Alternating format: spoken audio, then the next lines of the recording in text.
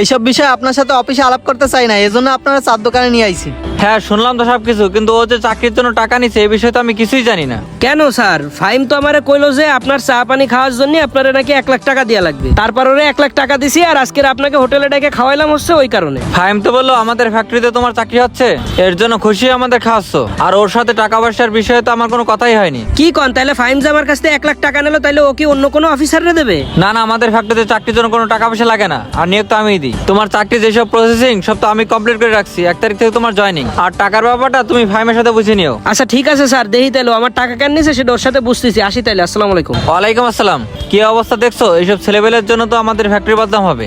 আয় সামনে আয়, তারপরে করছি যেসব কথা তোরে কব ওইসব কথা তোর বাড়ি বসে কওয়া যাবে না, এই জন্য এই জায়গা নিয়ে আইছি। এই জায়গা দাঁড়া করছি। তুই আমার সাথে যে কাজটা করছিস সেটা কি তুই ঠিক করছিস? কেন, তোর সাথে আমি আবার কি করছি? কি করছিস বুঝিস না? তুই আমার চাকরি হওয়ার জন্য আমার কাছ থেকে 1 লাখ টাকা কেন নিছিস? তা তো চাকরি কি হয় নাই? চাকরি তো হয়েছে, কিন্তু চাকরি হওয়ার জন্য তো কোনো টাকা লাগে